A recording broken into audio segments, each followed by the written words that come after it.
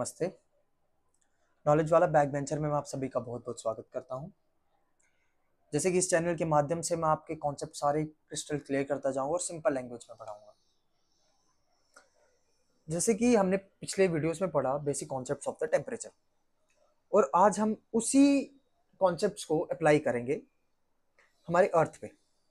आज का हमारा टॉपिक है heat budget of the earth.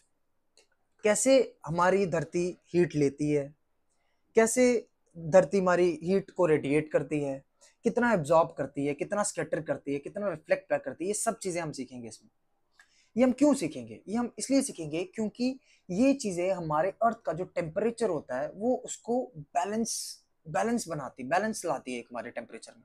ऐसा नहीं होता कि आज अभी सूरज चढ़ा और हमारा टेम्परेचर इतना बढ़ गया, और जैसे ही सूरज डूबा, थोड़ा सा नाइट आया तो उस वजह से हमारा टेम्परेचर बिल्कुल नीचे गिर गया। ऐसा नहीं होता है। हर चीज बैलेंस में चढ़ती है। धीरे धीरे धीरे धीरे चीजें कम होती है या धीरे धीरे धीरे चीजें बढ़ती है। ड्रास्टिक चेंज नहीं आता।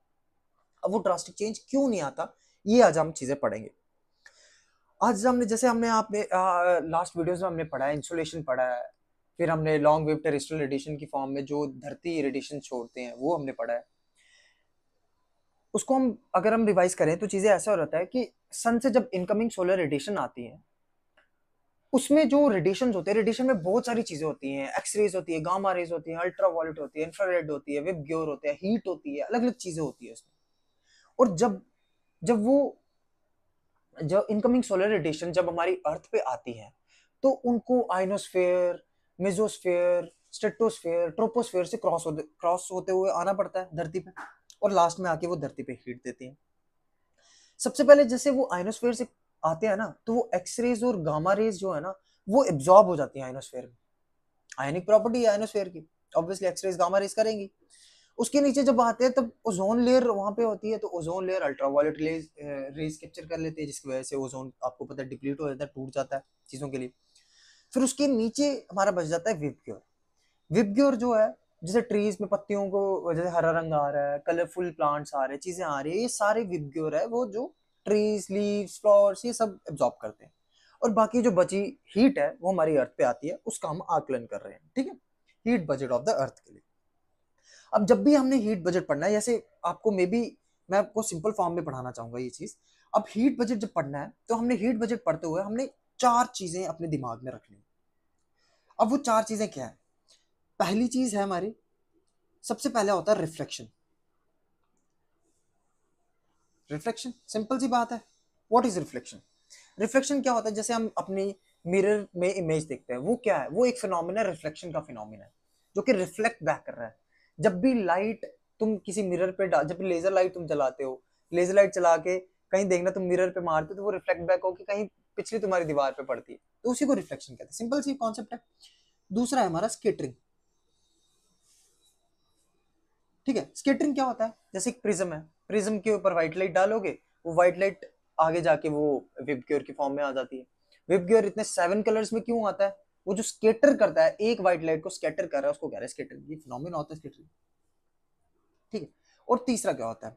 तीसरा हमारा होता है एब्जॉर्प्शन। एब्जॉर्प्शन एब्जॉर्प्शन क्या होता है? एब्जॉर्ब करना। जैसे कोई भी, जैसे black particle, black body radiation, जो ब्लैक बॉडी होती है वो सबसे ज्यादा एब्जॉर्ब कर सकती है। क्यों? वो समा सकती है अपने अंदर। एब्जॉर्प्शन सीधा एब्जॉर्ब करना होता है, सिंपल सी लैंग्वेज में। हम कुछ भी इतना नहीं करना चाहते। ठीक, ये इन तीनों के बेसिस पे हमारा सारा हीट बजट चलेगा। ठीक है, अब कैसे चलेगा? अब देखते रहना सारी चीजें। सबसे पहले क्या हो रहा है? हमारा इनकमिंग सोलर रेडिएशन, जो कि शॉर्ट वेव सोलर रेडिएशन की फॉर्म में है। ठीक है, वो हमारी रेडिएशन, हमने उसको एक इकाई मान ली, वो इकाई मान ली हमने 100%। एक 100 मान लिया हमने, उसको पूरा 100 मान लिया। क्या है वो? Total solar radiation. Total solar radiation वो हमारी धरती पर जैसे एंटर करती है, एंटर करते ही सबसे पहला जो प्रोसेस होता है वो प्रोसेस होता है हमारा रिफ्लेक्शन का। ये जहां पे आप देख पा रहे हो, रिफ्लेक्टेड बाय स्पेस बाय 27। अब सबसे पहला जो हमारा हो रहा है वो हो रहा है रिफ्लेक्शन बाय द स्पेस। अब रिफ्लेक्शन बाय द स्पेस कैसे हो रहा है? Reflection by the space, reflection by the कितना हो रहा है? वो 27। 27 100 में से, मतलब अगर हमने टोटल 100 लिया है उसमें से 27 सीधा रिफ्लेक्शन हो गया। किसके थ्रू हो गया? वो क्लाउड्स के थ्रू हो गया। अब क्लाउड्स के थ्रू रिफ्लेक्शन क्यों होगा? क्योंकि मैंने लास्ट वीडियो में आपको पढ़ाया था एल्बिडो होता है, क्लाउड का एक एल्बिडो होता है जो कि रिफ्लेक्ट बैक करता है, उसमें एक टेंडेंसी होती है। तो वो रिफ्लेक्शन उसने 100 में से सीधा ही 27 रिफ्लेक्ट बैक कर दिया। सिंपल सी बात है। अब दूसरा, अब जैसे आते आते वो 27 सीधा रिफ्लेक्ट बैक कर गया। अब आते आते आते आते वो क्या करेगा? दूसरा जो हमारा पोर्शन है वो स्कैटरिंग।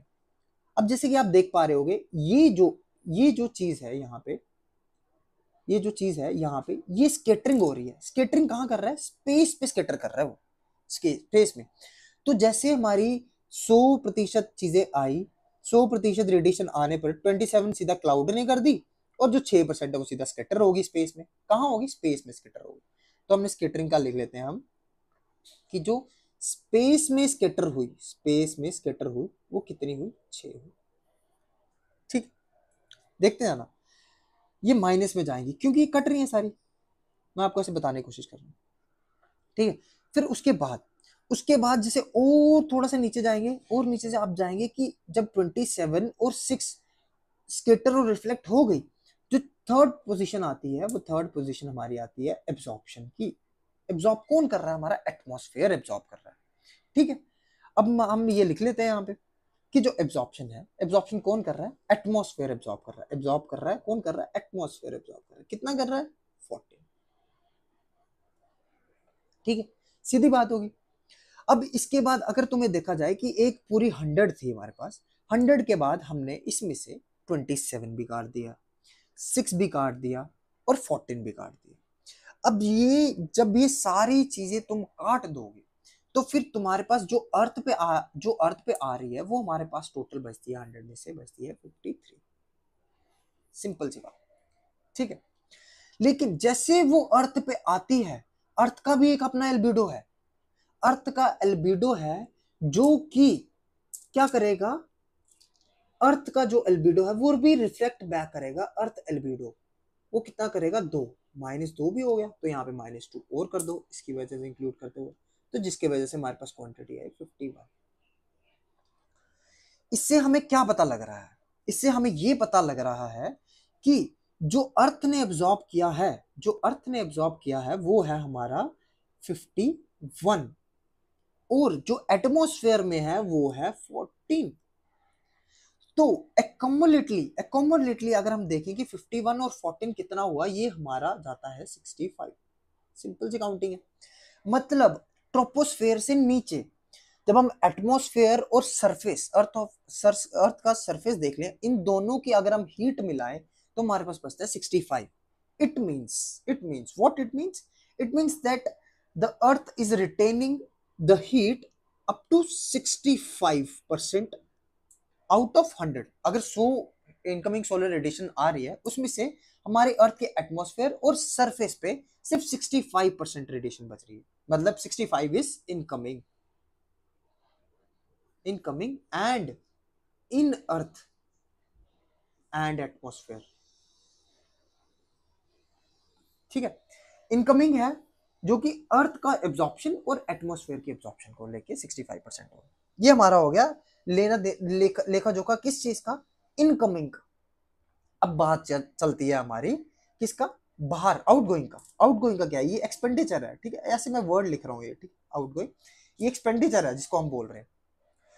अब इसमें आप डायग्राम में देखिए कि जैसे हमारे पास 65 आ गया, अब 65 आ गया, आपको दिख रहा है सामने। अब 65 आने पर ये 14 जो है इसको तो अलग कर दो, लेकिन जो अर्थ करेगा, अर्थ यहाँ पे था 51, हमने देखा था। अब 51 जो है अर्थ के एक सेगमेंट में तो एब्जॉर्ब होगा नहीं, या एक सेगमेंट में तो जाएगा नहीं, ये जा रहा है, इन्होंने हमने डिवाइड कर दिया 3 सेगमेंट में जा रहा है। 3 सेगमेंट के तरीके से अर्थ पे जो सरफेस है, अर्थ का सरफेस है, चाहे पानी का सरफेस है, कोई भी सरफेस है हमारे अर्थ पे, वो कैसे हीट को रेडिएट करता है बाहर, वो हमें दिखाएंगे, ठीक है। अब क्या रहता है? अब जैसे आपने देखा ये 51 आ गया यहाँ पे। अब 51 को इन्होंने तोड़ा है 3 तरीके से। एक है रेडिएशन फ्रॉम अर्थ। अब इस जो 51 में से है ना 23%, ये सिर्फ लैंड की बात कर रहे हैं। यहाँ पे लैंड की बात कर रहे हैं। क्यों लैंड की बात कर रहे हैं? क्योंकि अर्थ जो लैंड की जो पावर होती है ना, वो सबसे ज्यादा कैपेसिटी होती है होल्ड करने की, होल्ड ओशन की होती है कैपेसिटी करने की, क्योंकि समुद्र सबसे बड़ा है, समुद्र सबसे ज्यादा एब्जॉर्ब कर सकता है चीजें। लैंड की जो कैपेसिटी है वो होल्ड कर सकती है ज्यादा, लेकिन वो रेडिएट ज्यादा कर सकती है कंपैरेटिवली ओशन की। एब्जॉर्प्शन ओशन की ज्यादा है, लेकिन रेडिएशन जो है वो लैंड की ज्यादा है, क्योंकि वो इतनी जल्दी होल्ड कर नहीं सकती। समुद्र इतना बड़ा है, वो इतना ज्यादा चीजें एब्जॉर्ब कर सकता है, लेकिन रेडिएट बैक कम कर सकता है। जैसे मैं आपको पुरानी वीडियोस में दिखाया, ओशन का एल्बिडो बड़ा कम होता है और लैंड का एल्बिडो कंपैरेटिवली ओशन के ज्यादा होता है। वैसे देखा जाए, अब जितनी इन्होंने की, और 23 जो परसेंट है, जो 51 बची थी, 23% है वो लैंड ने रेडिएट बैक कर दी। लैंड ने जब रेडिएट बैक कर दी, बैक करते वक्त जो 17% है वो तो सीधा स्पेस में चला गया, लेकिन जो 6 है वो फिर एटमॉस्फेयर में अटक गया। ठीक है, अब सीधा डायरेक्टली तो जा नहीं सकते। अब ये एटमॉस्फेयर में कैसे एब्जॉर्ब हो रहा है? जैसे ये 14% आपने देखा, 14 हो रहा है, ये 6 हो रहा है, कैसे एब्जॉर्ब हो रहा है? हमारे एटमॉस्फेयर में ना कार्बन डाइऑक्साइड, ऑक्सीजन, ये एलिमेंट्स होते हैं, नाइट्रोजन एलिमेंट्स। ये एलिमेंट्स क्या करते हैं? ये एब्जॉर्ब करते हैं हीट को। इनकी कैपेसिटी, इनकी टेंडेंसी होती है एब्जॉर्ब करने की। जैसे हम देखते हैं कि कार्बन एमिशन कम करो, ये करो, ग्रीन हाउस गैसेज हो रही है, ये बड़ा ज्यादा हो रहा है, ये हम मानते हैं कि बहुत ज्यादा पॉल्यूट करता है हमारे एनवायरनमेंट को। लेकिन ऐसा नहीं है कि हमें पूरा खत्म कर देना है इनको, इनकी इंपॉर्टेंस भी बहुत ज्यादा है। जैसे अगर ये कार्बन के एटम्स ना, कार्बन के, ये कार्बन डाइऑक्साइड ना हो, ऑक्सीजन ना हो, नाइट्रोजन ना हो ना, तो अगर ये हीट एब्जॉर्ब ना करे ना, तो दिन में हमारा टेम्परेचर बहुत ज्यादा हाई हो जाएगा और रात में हमारा बहुत ज्यादा लो हो जाएगा, जो कि ड्रास्टिक चेंज हो जाएगा। वो ड्रास्टिक चेंज हमारी ह्यूमन बॉडी, ह्यूमन एग्जिस्टेंस के लिए बहुत गलत है। तो ये कार्बन के जो कार्बन डाइऑक्साइड, ऑक्सीजन है, इनके एटम्स जो है, ये जो मॉलिक्यूल्स हैं, ये एब्जॉर्ब करते हैं हीट और सस्टेनेबल एक लाइफ बनाते हैं हमारी अर्थ पे। ये मेंटेन करते हैं, ड्रास्टिक टेम्परेचर डिफरेंस नहीं लाते। ठीक है, वैसे ये क्या करते हैं, ये जो एब्जॉर्प्शन हो रहा है, कार्बन डाइऑक्साइड कर रहे हैं, ऑक्सीजन के मॉलिक्यूल्स कर रहे हैं, नाइट्रोजन के मॉलिक्यूल्स कर रहे हैं, एब्जॉर्ब कर रहे हैं और टेम्परेचर मेंटेन कर रहे हैं एटमॉस्फेयर पे। ठीक है, और वैसे ही आप देखो, ये अब जैसे पानी में आ जाता है, जैसे हीट में आ जाता है, अब लैंड पे ना हीट भी चलती है। कन्वेक्शन का आपको मैंने कॉन्सेप्ट पढ़ाया हुआ है कि कैसे जो हीट जो होती है, जैसे ज्यादा हीट वाली ऊपर को आती है, उड़ती है हवा, फिर ठंडी वाली नीचे को आ जाती है। ये ऐसे ऐसे कॉन्वेक्शन का प्रोसेस होता है, जो कॉन्वेक्शन से जो हीट जो ट्रांसफर होती है वो लैंड से हमारे एयर में या एटमॉस्फेयर में जाती है। ठीक है, कन्वेक्शन के थ्रू। अब जो हमारा कंडेंसेशन के थ्रू, कंडेंसेशन का क्या प्रोसेस होता है? कंडेंसेशन का प्रोसेस होता है कि जैसे हमारी ऊपर से रेन गिर रही है, जैसे कन्वेक्शन के थ्रू हमारे क्लाउड्स बन जाते हैं, सारे इवेपोरेशन होता है, चीजें ऊपर जाती है, फिर कंडेंसेशन की वजह से हमारा पानी नीचे आता है, उस वजह से हमारा टेम्परेचर थोड़ा मेंटेन होता है। ये मतलब सारी चीजें ऐसी हैं कि 51% है जो हमारा अर्थ ने एब्जॉर्ब कर रखा है, उसको in the form of 3 segments, 23, 9 and 19 की फॉर्म में रेडिएट कर रहा है।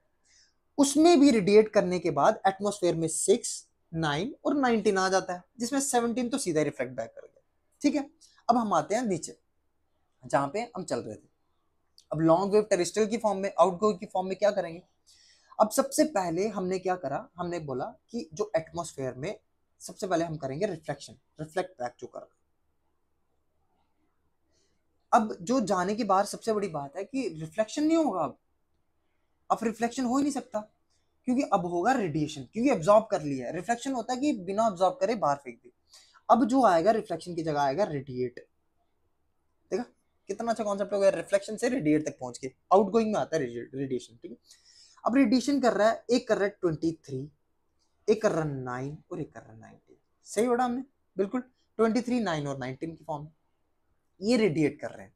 ठीक है, ये अब आपको मैंने समझाया, जैसे कि ये जो कर रहा है, ये डायरेक्टली कर रहा है। ये जो 23 है, इसमें से जो 17 है वो सीधा रिफ्लेक्ट बैक कर रहा है स्पेस में।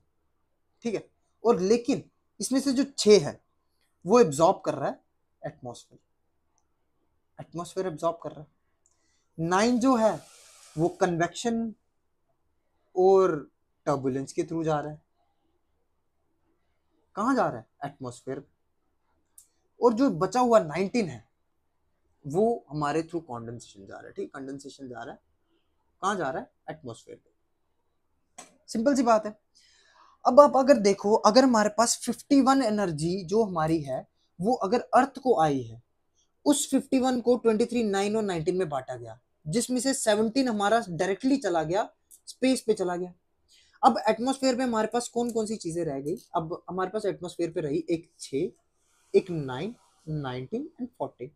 ठीक है, ये हमारे एटमॉस्फेयर के अंदर रह गई है। ठीक है, अब आप अगर प्लस करोगे इसको, 6 + 9 + 19, ये तो सीधा ही हो जाता है 34, ये सीधा 34 हो जाता है, और ये हो जाता है 40। मतलब टोटल हमारी जो हीट है, हमारे एटमॉस्फेयर में जो हीट पड़ी है, वो हमारी हीट है, कितनी है हमारी हीट? 48। जो हमारे एटमॉस्फेयर में हीट है वो है 48। ठीक है, रिफ्लेक्ट बैक कितना किया था हमने? 17 रिफ्लेक्ट बैक किया था। ठीक है, अब आप देखते जाना कि जब लॉन्ग वेव टेरेस्ट्रियल की फॉर्म में जब कुछ चीजें रेडिएट होगी, कुछ रिफ्लेक्ट होगी, कुछ एब्जॉर्ब होगी, फिर जो ये बची हुई 48 है ना, बट ये भी रिफ्लेक्ट बैक कर जाएगी। रिफ्लेक्ट नहीं, रेडिएट बैक कर जाएगी। जब ये रेडिएट बैक कर जाएगी, पहले से 17 तो कर ही रहा था, 17 तो कर ही रहा था, तो 48 भी तो कर गया।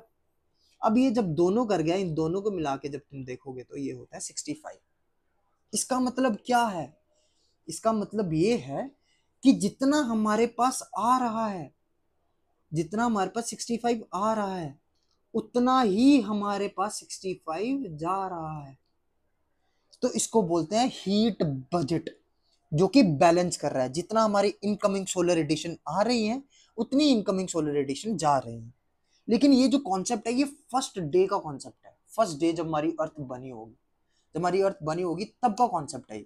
जब धूलिकण, carbon dioxide, oxygen, nitrogen elements, ये तो है सारी चीजें, लेकिन और जो रिटेनिंग कैपेसिटी है, जो और चीजें डेवलपमेंट के लिए हैं, जैसे हमारी अर्थ में, सिटीज में, अर्बन में, चीजों में एब्जॉर्ब कर रहे हैं, वो चीजें इसमें इंक्लूडेड नहीं है।